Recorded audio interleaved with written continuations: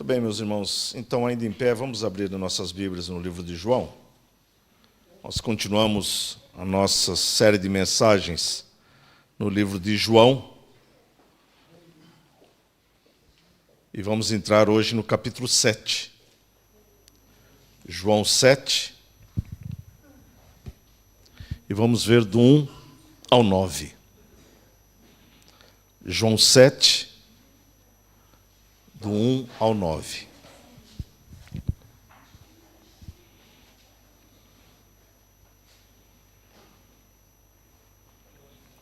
João 7, do 1 ao 9. Diz assim a palavra do Senhor. Passadas estas coisas, Jesus andava pela Galileia, porque não desejava percorrer a Judéia, visto que os judeus procuravam matá-lo. Ora, a festa dos judeus, chamada de festa dos tabernáculos, estava próxima. Dirigiam-se, pois, a ele os seus irmãos e lhe disseram: deixa este lugar e vai para a Judéia, para que também os teus discípulos vejam as obras que fazes. Porque ninguém há que procure ser conhecido em público e, contudo, realize os seus feitos em oculto. Se fazes estas coisas, manifesta-te ao mundo, pois nem mesmo os seus irmãos criam nele. Disse-lhes, pois, Jesus: o meu tempo ainda não chegou, mas o vosso sempre está presente. Não pode o mundo odiar-vos, mas a mim me odeia, porque eu dou testemunho a respeito de que as suas obras são más. Subi vós outros à festa. Eu, por enquanto, não subo, porque o meu tempo ainda não está cumprido. Disse-lhes Jesus estas coisas e continuou na Galileia. Até aqui, meus irmãos. Vamos ter mais um momento de oração. Senhor, nós te pedimos, ó Pai, a tua orientação agora, para que a tua palavra possa ser exposta e para que os nossos corações estejam ávidos para recebê-lo, Senhor. Em o nome de Jesus. Amém. Então, os irmãos podem sentar. Meus irmãos, a partir do capítulo 5, nós vamos perceber que Jesus, após ter curado aquele paralítico ali no tanque de Betesda, ele trouxe sobre si a ira dos religiosos judaicos. Nós vamos ver lá isso descrito no capítulo 5, no versículo 18. E procuravam, então, calá-lo, matando-o. É o que está relatado, então, em João 5,18. Na sequência disso, Jesus multiplica pães e peixes. E tem ali uma multidão estimada em torno de 20 mil pessoas, sendo 5 mil homens, conforme está também relatado no capítulo 6. Depois ele atravessa o mar da Galileia, por sobre as águas, e faz um discurso sobre ser o pão da vida. Isso levou à murmuração dos judeus, e muitos dos seus discípulos o abandonam, conforme nós vimos na última semana. Agora o evangelista João continua sua mensagem dizendo que, passadas essas coisas, essas que eu acabei de descrever, essas que são relatadas, Jesus continua ali na região da Galileia. A região da Galileia era a região onde estava a sua cidade, Nazaré. Então a região da Galileia era onde ele estava, Nazaré. E ele não queria ir para a região da Judéia, que é onde estava Jerusalém. E por quê? Que diz a palavra que nós lemos aqui, porque queriam matá-lo. Então ele sabia que ainda não era hora dele entrar em Jerusalém. Muito bem, visto estas coisas, ou seja, Jesus evita o confronto, porque ainda não era a sua hora ou o tempo determinado. É isso que ele diz aqui nesta parte que nós lemos. Agora ainda o evangelista, ele muda sua atenção, né? Ele fala aqui no primeiro aqui, passadas essas coisas, Jesus andava pela Galileia, porque não desejava percorrer a Judéia, visto que os judeus procuravam matá-lo. Aí no versículo 2, ele muda, né? Ele fala, ora, havia uma festa, ele vai falar agora sobre a questão desta festa, a festa do tabernáculo, né? Então ele muda a sua orientação. Essa festa, assim como algumas outras festas, Pentecostes, a festa da Páscoa, atraía uma enorme multidão para Jerusalém, porque eram festas principais, festas ordenadas, inclusive.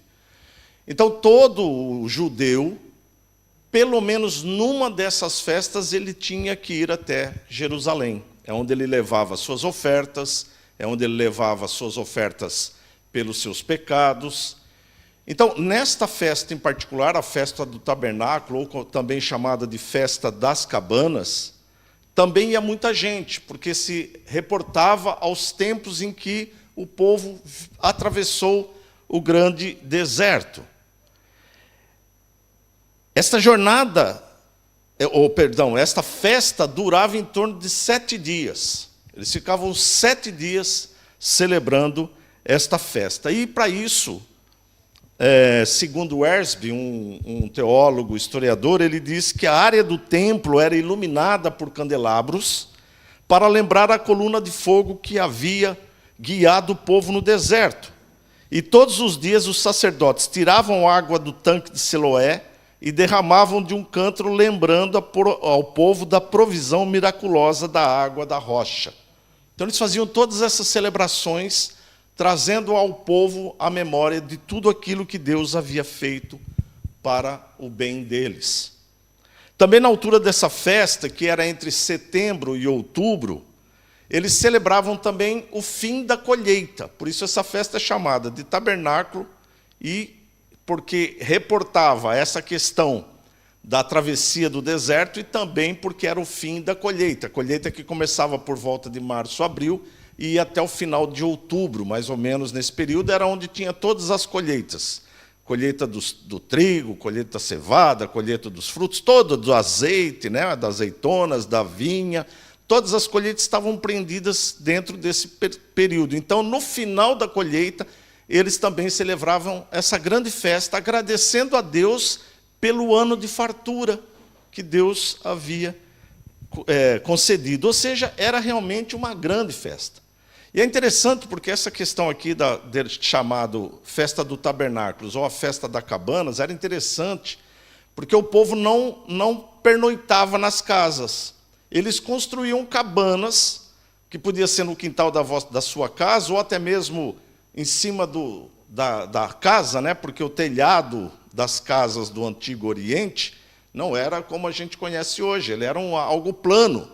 Então eles construíam de galhos e de folhas cabanas, e eles então passavam esses 7 dias dentro dessas cabanas para lembrar como é que eles viveram no deserto e como é que Deus supria todo dia durante 40 anos, como Deus supriu tudo o que o povo precisava.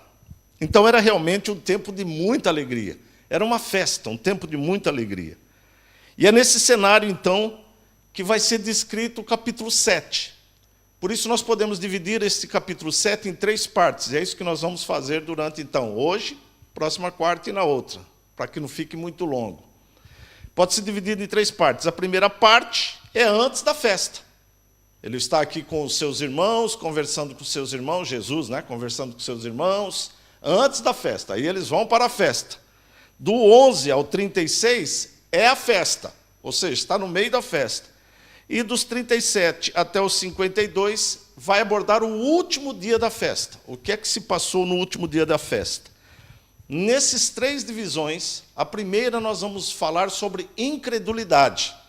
Veja aqui no versículo 5, diz assim: pois nem os seus irmãos acreditavam ou criam nele. Então nós vamos falar sobre incredulidade. A segunda parte, nós vamos falar sobre uma discussão, porque Jesus resolve depois ir até Jerusalém, mas em oculto, mas mesmo assim ele vai ter uma discussão com alguns que estão ali. E no final vai ter uma questão de divisão, ou seja, aqueles que estão ao lado de Jesus, os que estão contrário a Jesus. Então é sobre isso que nós vamos tentar, durante essas 3 próximas semanas, abordar. Hoje é a primeira parte, o início, ou antes da festa, e vamos falar então incredulidade. Onde vemos a questão da incredulidade? Como eu disse, nos irmãos de Jesus. Na realidade, a gente fala irmãos de Jesus, mas eles não eram literalmente irmãos de Jesus, porque eles eram meio-irmãos, porque eles só eram irmãos por parte de mãe, de pai não. Porque os pais dos irmãos de Jesus, o pai dos irmãos de Jesus era José. E quem é o pai de Jesus? Deus. Então a gente fala que são irmãos. Sim, são irmãos, mas devemos sempre ter isso em mente, né? Jesus tem um pai diferente do José. José foi o pai adotivo, né? Foi o pai de criação. Então, é importante que nós entendamos isso, né? Então vamos ver aqui a primeira questão que está compreendida dos versículos 3 até o 5. O primeiro versículo fala que Jesus não queria ir para a região da Judéia. O segundo versículo, o autor começa a dizer que ia começar uma festa, né? E do 3 ao 5, nós vamos ver os irmãos falando com Jesus. Então, diz assim, de novo, fazendo a leitura agora mais pausadamente, né? Dirigiram-se, pois, a ele os seus irmãos e lhe disseram: deixa este lugar e vai para a Judéia. Interessante, né? Porque a Judéia era um lugar, entre aspas, de perigo. Ele estava na Galiléia, não porque ele tinha medo da Judéia, mas porque não era o seu tempo, não era a sua hora.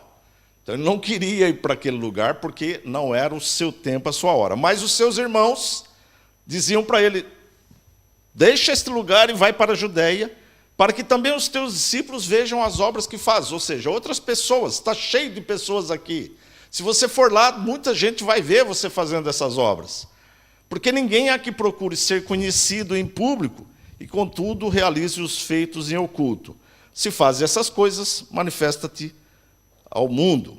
Então, meus irmãos, se nós vemos aqui no versículo 5 que nem eles criam em Jesus, nós podemos dizer que eles estavam sendo irônicos, né? Eles estavam sendo: vá lá, faz lá tudo aquilo que você faz, talvez vão acreditar em você, mas eles não acreditavam.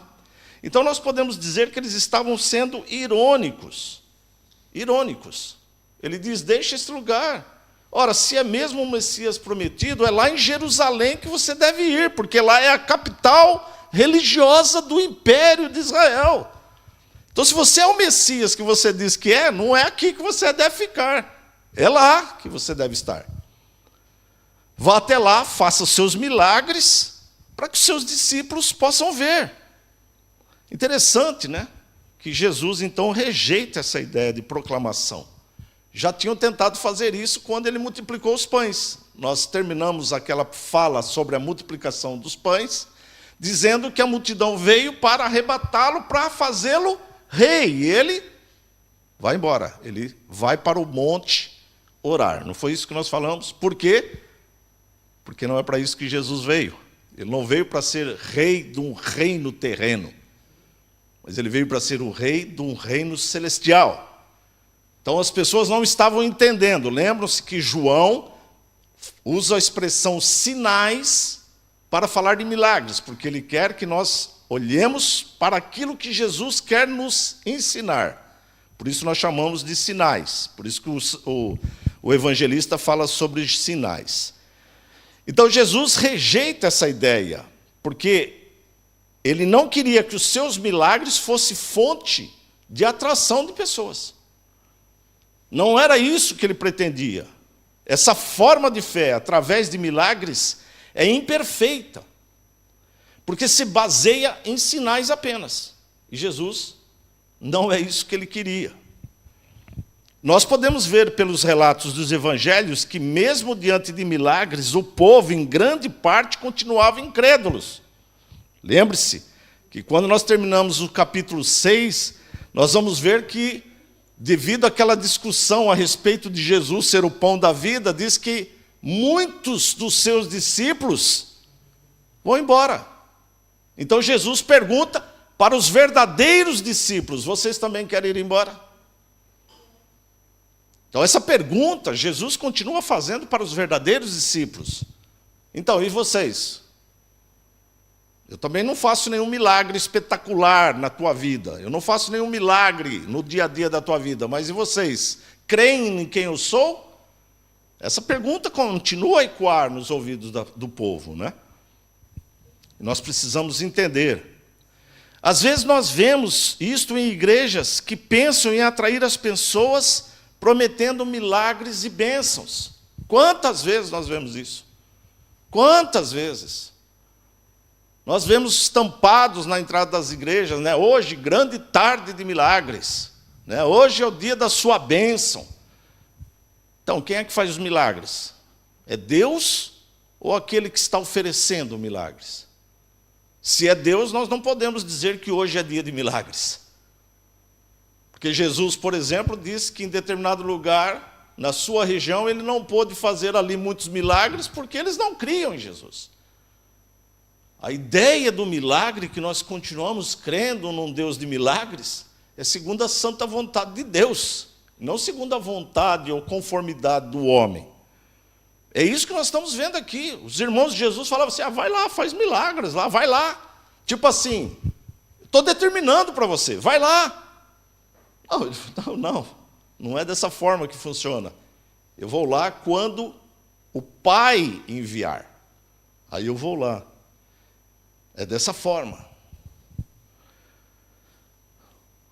Os seus irmãos ainda continuam dizendo, né? Ninguém há que procure ser conhecido em público, ainda continuando aqui no versículo 4, não há ninguém que procure ser conhecido em público e, contudo, realize os seus feitos e ocultos. No entendimento dos irmãos de Jesus, se ele era mesmo o Messias, então ele precisava se fazer conhecido em público. Por que não se apresentar no coração do mundo religioso judeu e fazer milagres e maravilhas? Interessante essa expressão aqui, né? Fazer-se conhecido em público. Hoje, isso está muito em voga, né? As pessoas gostam muito hoje de ser conhecidas em público, né? Fazem tudo para que aquilo que ela faz, aquilo que ela pratica, aquilo que ela fala possa espalhar-se rapidamente, independente se é bom ou se é ruim.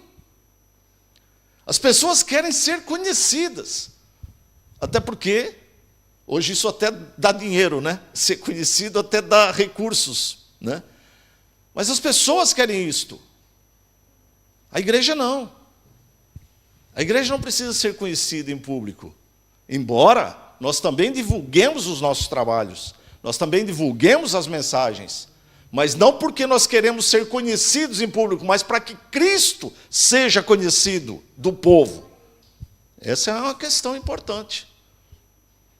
Essa é a questão. De que forma você está transmitindo, com qual intenção você faz ou você transmite determinada coisa.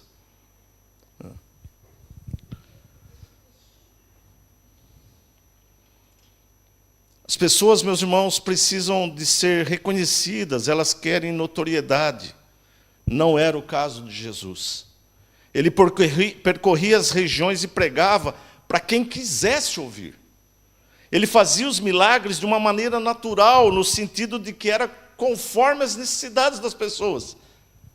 Eu amo essa forma de Jesus, porque Jesus, lembra-se que eu falo sempre isso aqui, né? Estava sempre a andar. E no seu caminho aconteciam as coisas. Ele não determinava, tipo assim, vou marcar, olha, tal dia eu vou estar em Jerusalém. Marquem aí, porque eu vou estar aí. Olha, tal dia eu vou estar em tal lugar. Não era assim. Jesus estava com um destino marcado. Daqui a pouco ele vai sair da Galileia, sentido a Judeia, para a semana da sua morte. E durante o caminho, coisas acontecem. Porque assim foi determinado pelo Pai. Na nossa vida, meus irmãos, coisas acontecem. Porque assim Jesus quer que seja. Nós oramos, nós buscamos ao Senhor, nós clamamos ao Senhor, mas esperamos no Senhor. É assim que nós vivemos ou deveríamos viver a nossa vida, sem ansiedade, sem pressa, no tempo de Deus. Quem o buscava, ele sempre atendia. Vou citar aqui rapidamente 2 passagens que me vêm à mente. 10 leprosos chegam para Jesus e pedem, Senhor, cura-nos. E ele vai e apresenta-te ao sacerdote. No caminho, eles viram que estavam curados, mas um voltou, e Jesus estava caminhando. Ele volta e Jesus olha e fala, não foram 10 os que foram curados? Só um voltou para dar glória a Deus? Por que só um voltou para dar glória a Deus? Porque um soube que aquilo veio de Deus e que agora ele precisava glorificar o nome de Deus. Os outros foram buscar o quê? A cura. Receberam. Estava tudo certo. Não preciso agradecer. Está tudo certo. Jesus vai caminhando e entre a multidão vem uma mulher e toca em Jesus. Jesus para e pergunta: quem me tocou? Depois de toda aquela coisa que os irmãos já sabem, da mulher do fluxo de sangue, ele diz: vai, tua fé te salvou, e ele continua andando. No caminho ele passa para uma outra cidade, por Jericó, e tem um cego mendigando, e esse cego fica sabendo que Jesus está passando. Jesus não foi lá perguntar para o cego: ô cego, o que é que você quer que eu te faça? Não, o cego gritou a Jesus, e aí Jesus: o que é que tu queres que eu te faça? Que eu veja. Então veja. E ele continua andando. Eu já falei, a igreja é um organismo vivo, não é estático. As paredes são estáticas. Mas a igreja, que é o corpo de Cristo, ela é viva. Ela está sempre a andar no sentido de pregando o evangelho, anunciando as boas novas. É isso que nós fazemos como igreja. Mas ainda, os irmãos de Jesus diziam, continuando ainda no versículo 4, se fazes essas coisas, manifesta-te ao mundo. Olha essa expressão, manifesta-te ao mundo. Parece que nós paramos assim e parece que a gente já ouviu alguma coisa parecida, né? Olha, por que é que você não faz isso e o mundo será teu? Olha, sobe no pináculo e pula daí de cima e os anjos vão te abraçar. Já ouviram essas coisas? Parecia o diabo falando com Jesus. Manifesta-te ao mundo. Faz isto. Faz aquilo. Não. No tempo de Deus as coisas iam acontecer. Interessante, porque parece, nós lemos assim, parece que os irmãos de Jesus queriam bem dele, né? Olha, vai lá na Judéia, se você falar lá, as pessoas vão acreditar em você e vão saber que você é o Messias. Olha, dá-te conhecer ao mundo, né? Parece que eles estão... Não. Nem sempre palavras bonitas, meus irmãos, querem dizer coisas boas, ou boas intenções. Tem até um ditado que diz, né, que de boas intenções o inferno está cheio. Sabe, parece que eles estão com boas intenções. Ao dizer assim, manifesta-te ao mundo, parece que ele queria dizer assim, manifesta-te a todo mundo. Pois naqueles dias tinham pessoas de todo mundo, né? Lembra-se que eu já disse, nessas festas vinham pessoas de todos os países, todos os judeus que estavam em outros países, eles vinham ali, ou seja, havia gente de todo mundo. Então essa expressão aqui, manifeste-te ao mundo, quer dizer a todo mundo, a todas as pessoas que estão lá, vá lá e se manifeste a eles. Mas também nós temos que lembrar que eles não criam em Jesus. E se eles não criam, então novamente havia aqui um certo sarcasmo, ou uma certa ironia. Porque você não pode falar para alguém fazer algo que você não acredita que possa ser feito. Então, se você faz isso, é porque você está sendo irônico. Mas também há algo mais profundo aqui, meus irmãos, que nós podemos observar na agenda de Deus. Indo a Jerusalém, Jesus iria, uma outra hora, ser mesmo mostrado ao mundo. Num outro momento, ele iria a Jerusalém. E aí sim, ele iria ser mostrado ao mundo, mas de uma outra maneira. Jerusalém seria o local onde Jesus seria levantado, não para que as pessoas o vissem, mas para que as pessoas fossem atraídas a ele. O propósito de Deus para Jesus em Jerusalém era este: para que ao morrer na cruz, pessoas fossem salvas do pecado, pessoas fossem libertas do pecado. Milagres são consequências de uma vida com Cristo. Mas o que é que nós necessitamos mesmo? Salvação. Então, na agenda de Deus, Cristo veio para salvar. salvar. Os milagres são consequências da vida de Jesus, claro. Pelos relatos, então, os seus irmãos só vieram a crer em Jesus após a ressurreição, né? O livro de Atos relata isso, e lá em 1 Coríntios 15, 7, fala que Tiago teve um encontro, né, com Jesus. Jesus apareceu para Tiago ressurreto, né? Tiago, que depois torna-se um dos líderes da igreja, né? Está lá em 1 Coríntios 15, 7. Então, como Jesus sempre faz, lembre-se, né? Primeiro Jesus ouve, fica ali só ouvindo, depois Jesus fala. Então agora no versículo 6 diz assim: disse-lhes, pois, Jesus. Ele ouviu os seus irmãos. Agora Jesus vai responder para eles. E o que ele faz? Ele começa a dizer que ainda não era chegado o seu tempo, ou a sua hora. Interessante porque ele já tinha dito isso para uma outra personagem, né? Maria, lá na bodas de Caná. Quando Maria disse assim para ele: olha, eles não têm vinho. E ele responde: Maria, ainda não é a minha hora. Ainda não é chegada a hora da manifestação do poder de Deus.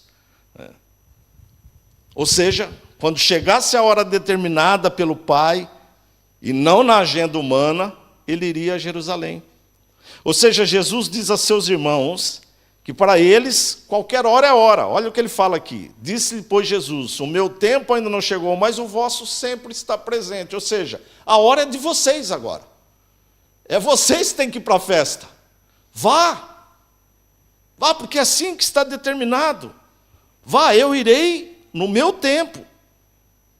Ao olharem para Jerusalém repleta, seria isso que eles deveriam fazer, mas não Jesus.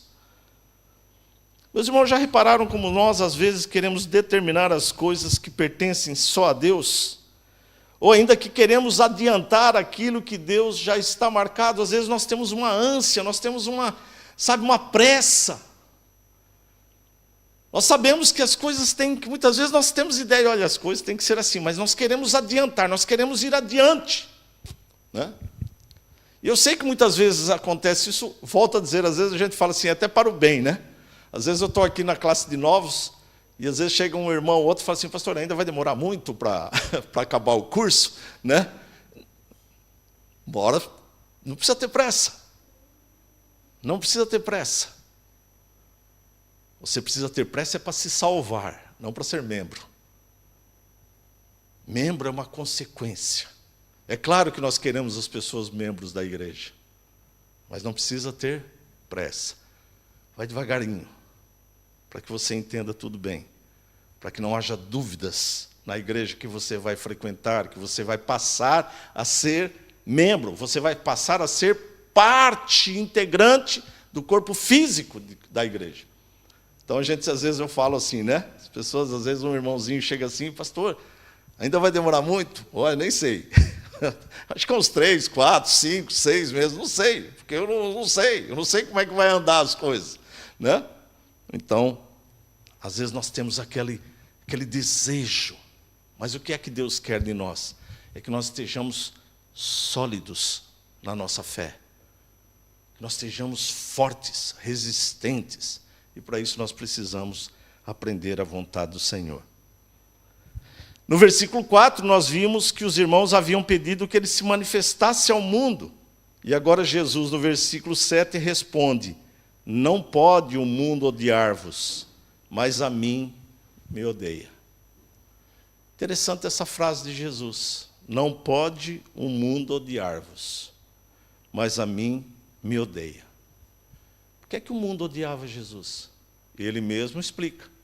Porque eu dou testemunho a seu respeito, a respeito das pessoas do mundo, de que suas obras são más.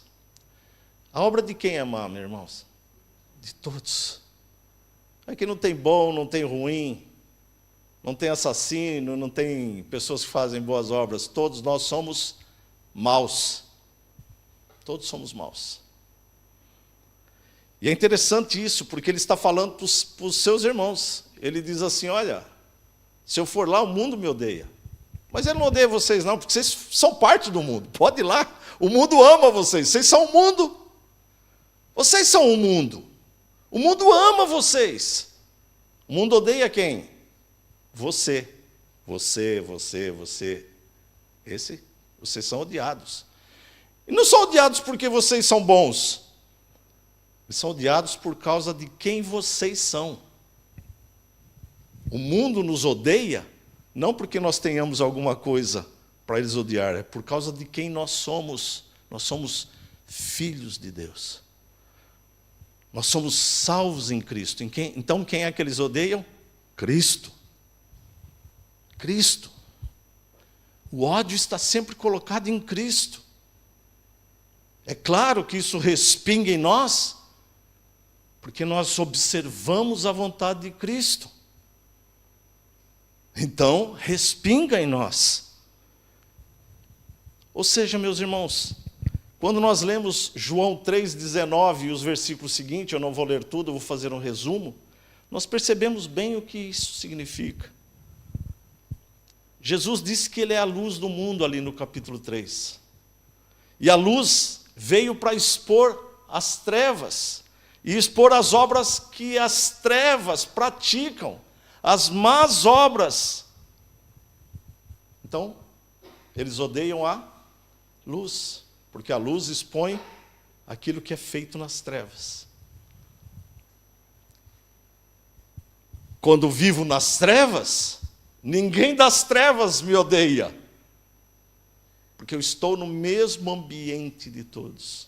Praticamos a mesma vontade de todos.